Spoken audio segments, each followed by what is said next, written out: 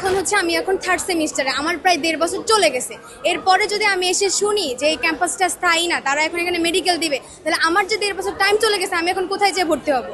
আমি কি অ্যাব্রোডে চলে যাবো না অন্য ভার্সিটি চলে যাবো? আমার বাবা এখানে টাকা দেয় নাই, টাকা উইদাউট কি টাকা আমি এখানে পড়তে আসছি শুধু আমার এতগুলো সময় যে চলে গেছে, আমার সার্টিফিকেটের কোনো ভ্যালু থাকবে না। ইভেন তারা এটাও বলছে যে 4 বছর পর্যন্ত আমরা ভার্সিটি কন্টিনিউ করে এরপর তারা বন্ধ করে দাও। দাদা আমার তো যেই লাও সেই কত, তাই না? আমি পড়লেও আমার সার্টিফিকেটের ভ্যালু নেই, না পড়লেও আমার সার্টিফিকেটের কোনো ভ্যালু থাকতেছে না। তাহলে এটা তো আমাদের নিজেদের কিছু না, আমাদের তো সবকিছু চলে যাচ্ছে তাদের নিজেদের স্বার্থের জন্য এবং ইউনিভার্সিটি কর্তৃপক্ষ ব্যক্তিগত স্বার্থেই নিছে। এই ব্যক্তিগত স্বার্থের শিকার হচ্ছে এখন আমরা। তারা কেন এইটা আমাদের সাথে করলো? আমাদের তো সেই সেমই কোশ্চেন। আমরা তাদেরকে এনে বসতে চাচ্ছি, তাদের কাছ থেকে দাবিগুলো মেনে নিতে চাচ্ছি, কিন্তু তারাই তো বসতে চাচ্ছে না, তারাই তো আমাদের কিছু মেনে নিতে চাচ্ছে না। এখানে তো আমরা আমাদের যথাযথ চেষ্টা করতেছি, আর আমরা এই ক্যাম্পাস ছাড়বো না, এটাই আমাদের শেষ সিদ্ধান্ত। বিপক্ষে তারা যদি আমাদের পক্ষে থাকতো, আমাদের তার সময় দেওয়ার পরও তারা চলে আসতো। একটা ইউনিভার্সিটির বয়স এ নিয়ে 13 বছর চলতেছে, 13 বছর ধরে স্টুডেন্টরা তাদেরকে সময় দেয় নাই। 1 মাস 1.5 মাস ধরে আমরা আন্দোলন করতেছি, আমরা তাদেরকে সময় দেই নাই। তাহলে তারাই তো আমাদের সাথে উল্টা হচ্ছে, মজা নিচ্ছে আমাদের জীবন নিয়ে। এখন বলতেছে তোমরা ক্যাম্পাস ছেড়ে চলে দাও, তোমাদের 2 একর জমি দেবো সেখানে। কেন ভাই? আমরা এই ক্যাম্পাস থেকে ভর্তি হয়েছি না, আমরা এখানেই ক্লাস করবো, আমরা অন্য কোথাও যাবো না, এটাই শেষ। থেকে যতটুকু প্রয়োজন যথেষ্ট টাকা নিতেছে, তারপরেও আমাদের কোনো ফ্যাসিলিটি দিচ্ছে না, এটা তাদের ব্যর্থতা। আমাদের এখানে 4 লাখ 5 লাখ, ইভেন এই সেমিস্টারে 6 লাখ থেকে 7 লাখের মতো করা হয়েছে। আমি সেমিস্টার ফি পার হচ্ছে 53,493 করে দিচ্ছি। এখানে সেমিস্টার ফির পাশাপাশি পরীক্ষার ফিও নেওয়া হয়। প্রত্যেকটা পরীক্ষার জন্য 2200 টাকা করে বরাদ্দ। যদি কেউ পরীক্ষার ফি দিতে না পারে, সেক্ষেত্রে তাকে পরীক্ষায় বসতে দেওয়া হয় না, এবং সেটা নিয়ে টিচাররা কোনো নেগোশিয়েট করে না। আপনি যতবারই পরীক্ষাটা দিতে যাবেন ততবার আপনাকে 2200 টাকা করে দিতে হবে। সেক্ষেত্রে একজন পরীক্ষার্থীকে শিক্ষার্থীকে আমাদের 5টা 6টা করে কোর্স থাকে, তখন আমাদেরকে 11,000, 13,200, কোনো ক্ষেত্রে 15,000 টাকা পর্যন্ত শুধুমাত্র পরীক্ষার ফি দিতে হয়। সবথেকে বড় কথা হচ্ছে যে আমি এত টাকা দিচ্ছি, তারপরে আমার ভার্সিটি কোনো উন্নতি কেন হচ্ছে না? ভর্তি করানোর সময় বলা হচ্ছে এটা আমার পার্মানেন্ট ক্যাম্পাস।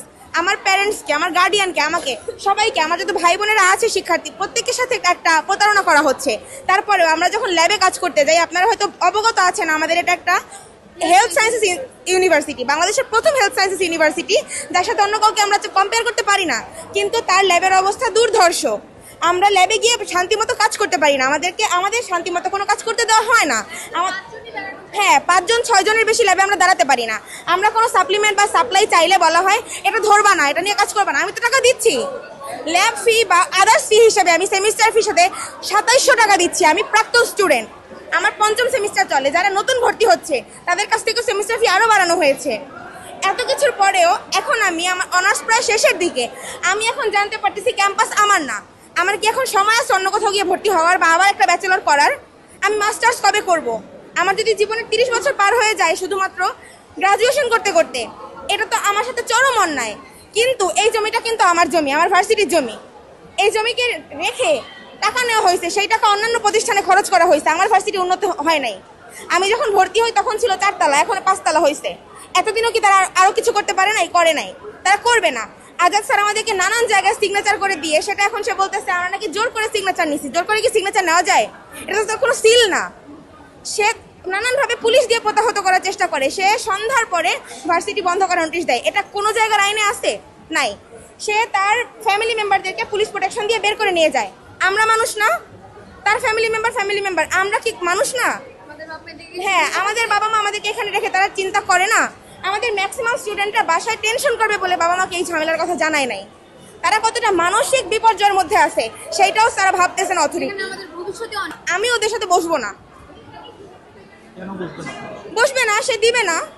সে ব্যক্তিগত স্বার্থের জন্য সে বসতে চাচ্ছে না। সে আমাদের কোটি কোটি টাকা ঋণ কেন নিয়েছে? ঋণ নিয়ে সে কি করছে? সেটাই আমাদের ভার্সিটিতে তাই সে ঋণ নিয়ে এত কোটি কোটি টাকা সে কি করছে? এতগুলো স্টুডেন্টের যে ভবিষ্যৎ, সেগুলো কেন অনিশ্চিত? তার একটা এই ভুলের জন্য, তার নিজের জন্য কেন হবে?